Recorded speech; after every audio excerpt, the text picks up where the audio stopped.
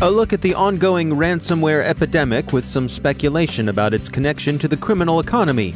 Over-the-air provisioning might open Android users to sophisticated phishing approaches. Alleged spammers are indicted in California. And Zhao, we hardly knew ye.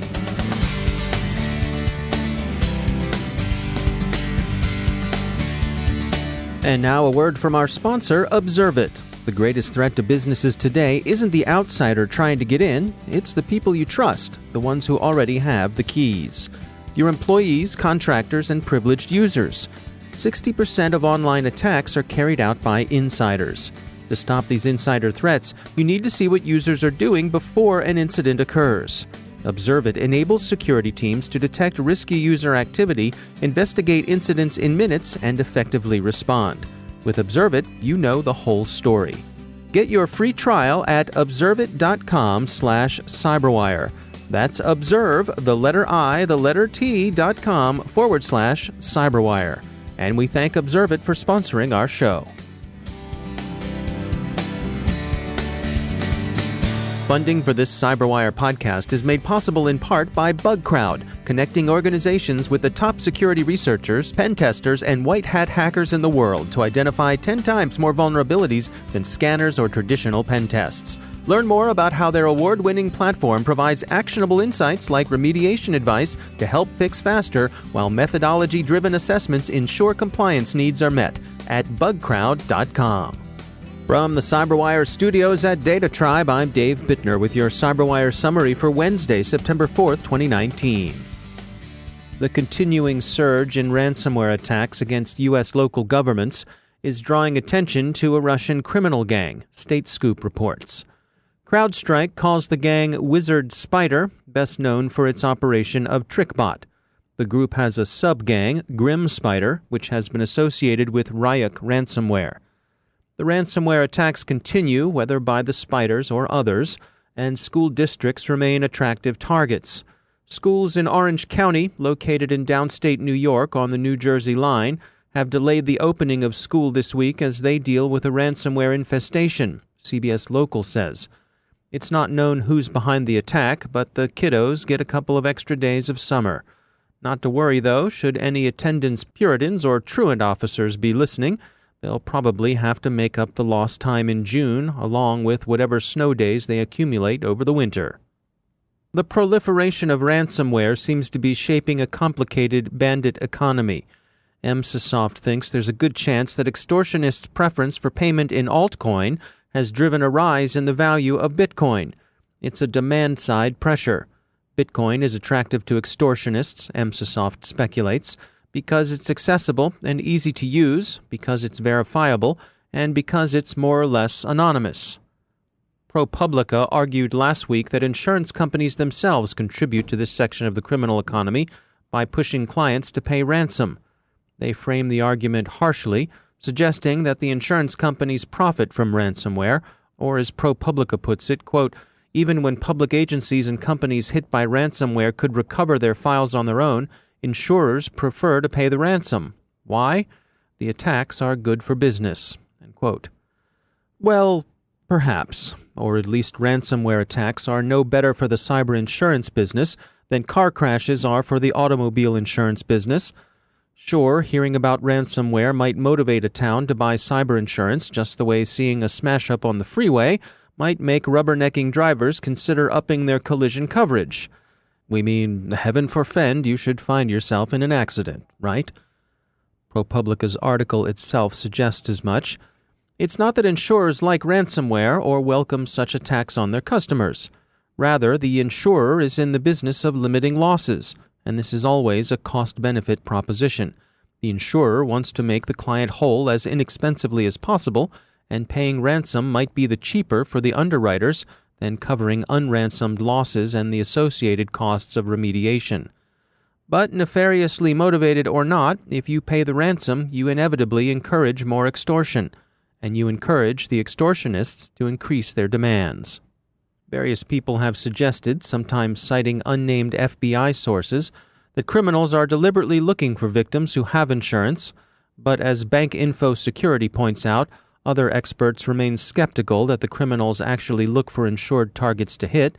but bandits do respond to their own market forces. The publication quotes Bill Siegel, CEO of ransomware response shop Coveware. He says, quote, "I don't think it's the way that this market works, and we very much view it as a market.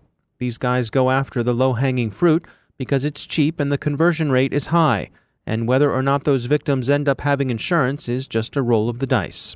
End quote.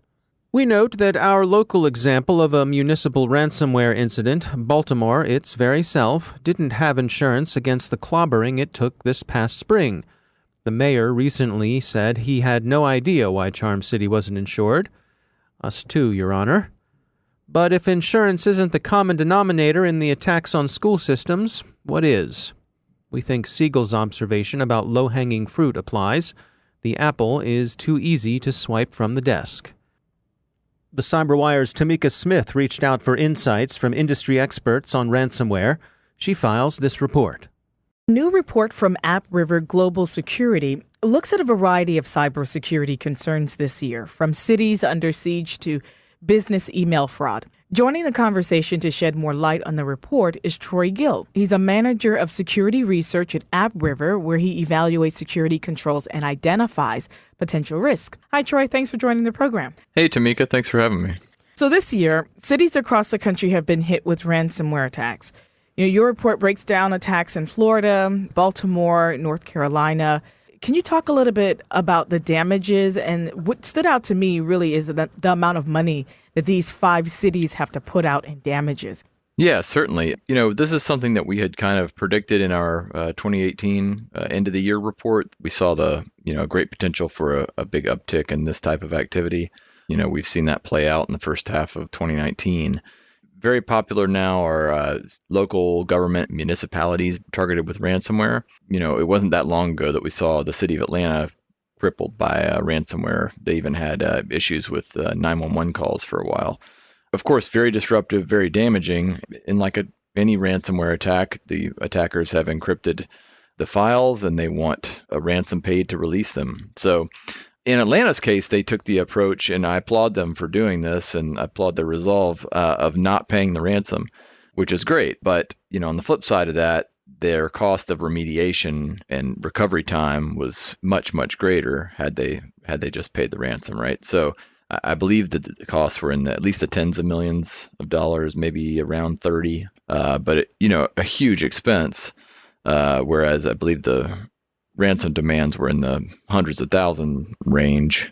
In the case of paying the ransom, do they actually get their information back, or do the cyber criminals just take off? Yeah, it's a very high rate of, I forget the percentage, I believe it was high 90s of you actually do receive the decryption keys. So their business model is based on encrypting your files. They don't really take your files typically. They're still sitting right there. They're just useless to you because there's, no chance of you, in most cases, decrypting them without the key. So their business model is based on believing that you are going to get access to your files if you pay the ransom. Otherwise, kind of the word's going to get out that, paying the ransom is pointless and less people are going to do it. How would you advise local governments across the country to start preparing for this? Because it doesn't seem like it's going anywhere anytime soon. Making the budgeting decision to maybe spend some money up front on hiring the right people and getting them in the right places to start remediating these type of risks is certainly the right approach. I mean, it's the long-term approach versus taking the short-term approach of, maybe if we just bury our head in the sand and hope for the best, maybe we can get by a little while longer without this happening to us, right? So that's certainly the correct long-term approach. And then, in the case of ransomware, once those people are in place, I think there are budgeting concerns, but having the right backup strategy, making sure these files that are getting locked are actually backed up somewhere is just a huge night and day difference for how much leverage the attacker has over you in one of these attacks. If you're able to recover your files on your own, it really empowers the target here to be less vulnerable to these type of attacks. I would say, don't try to do it yourself. There are resources to go to find, best practices and those sort of things. And that's great. And you can try to do that with your existing staffing and technology. But I think, probably hiring the right consultant would probably be the best first step, right? So get the consultant in there, kind of let them get a lay of the land. Where are your assets? What is the most important data? Where is it all located? And then from there, they can help you develop a plan on hardening your defenses against attacks, right? What happens in step 1 is going to determine where your step 2 and 3 end up going. That's our own Tamika Smith speaking with Troy Gill from AppRiver. Security firm Check Point warns that Android devices could be hit by an advanced phishing technique that exploits the over-the-air provisioning carriers use to bring new phones on board. The weakly authenticated SMS messages are readily spoofed. Check Point notes that the industry standard for over-the-air provisioning, Open Mobile Alliance Client Provisioning, offers limited authentication methods that can make it difficult for someone setting up their service to determine whether the settings a message suggests come from the legitimate network provider or from some imposter. For now, it's a Check Point proof of concept, but it offers mobile users something to think about. The U.S. Attorney for the Southern District of California has filed charges against 4 employees of an email advertising company. Krebs on Security says that the 4 accused, employed by Adconian Direct, allegedly hijacked IP addresses for use in email advertising campaigns. The prosecutors maintain that the 4 accused conned an internet hosting firm, Hostwinds, into routing the IP addresses on their behalf. Krebs also says that the government appears to have had Adconian's email practices under investigation since 2015 at least, and that the charges just filed may be the opening round in a wider prosecution. And finally, InfoSec magazine reports that Zao, the widely popular but at the same time vaguely repellent app that lets you put your face onto that of your favorite actor in your favorite TV show, so you can imagine yourself as being, say, Barney Fife, has been kicked out of WeChat. Zao blazed and flamed out like a meteor. It was launched only Friday, blew up overnight, and now has everyone worried about privacy, deep fakes, and giving someone the right to your likeness in perpetuity. But hey, if you can imagine yourself as Gilligan or Kojak or Lovey Howell, what's the big deal about rights in perpetuity?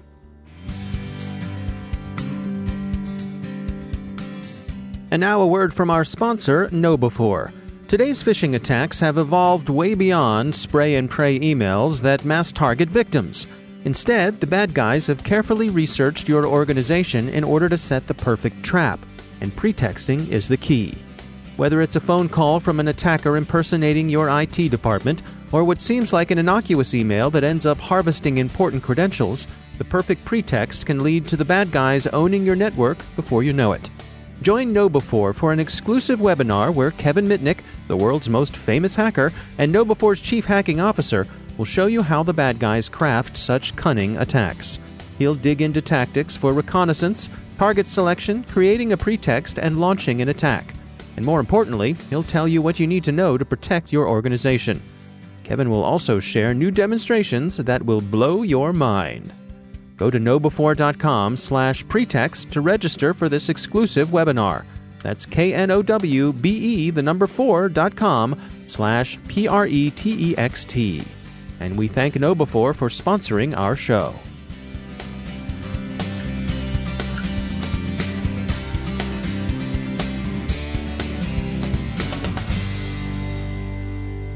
And I'm pleased to be joined once again by Jonathan Katz. He's a professor of computer science at the University of Maryland and also director of the Maryland Cybersecurity Center. Jonathan, it's always great to have you back. We had a story come by on Ars Technica. This is written by Dan Gooden. And this was about researchers using a Rowhammer bit flips to steal 2048-bit crypto keys. There's a lot to unpack here. What can you do to explain what's going on? Well, let's step back a little bit and talk about Rowhammer in general. Rowhammer is an attack that's been out for a little while now. And the basic idea with that sort of attack is that you have regions of memory that are stored physically very close to each other. And this is really just a consequence of the fact that memory size is always shrinking. And so parts of memory, pieces of memory, locations in memory are always getting physically closer and closer together. And we think abstractly about these different regions of memory as not really interfering with each other. But in fact, if you look physically at what's going on, and this is what the Rowhammer attack exploits, changes in one portion of memory can actually have a very subtle effect on nearby portions of memory.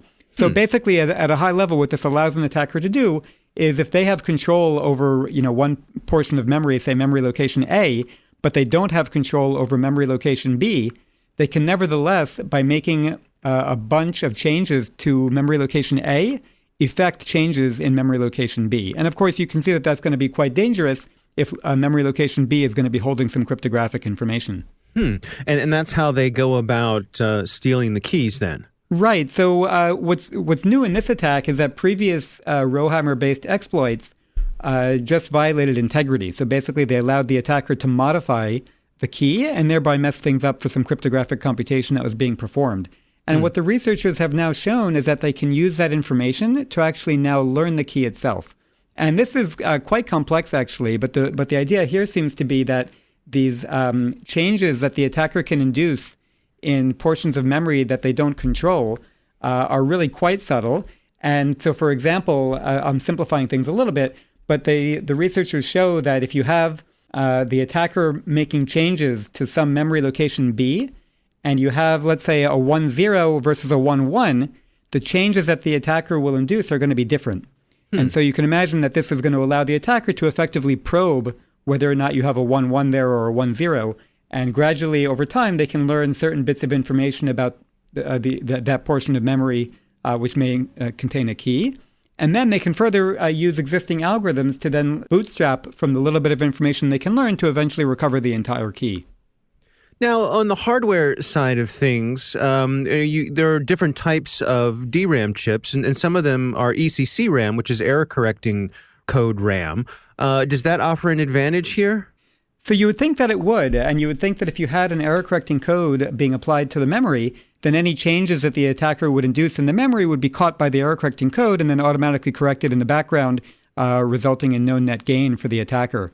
And one of the interesting things in this piece of research is that the researchers showed actually how they were able to circumvent that, and they were able to learn information even in the presence of these error-correcting codes. And the basic idea there was that they relied on certain timing information. You can imagine, for example, that if the code is finding no error, then when it uses that piece of information, it'll do so faster than if it has to correct an error before using the information. And so using that subtle bit of a difference in timing, they're able to figure out whether an error occurred or not, and then keep going and exploit it and eventually extract the entire key. It's quite an involved process, and to be honest, I'm not sure if it represents an attack that would be easier than other modes of attack that adversaries are trying. But nevertheless, it's really very amazing at a fundamental level to just kind of get at the raw physical memory and exploit that for such an attack. Yeah. All right. Well, Jonathan Katz, thanks for joining us. Thank you.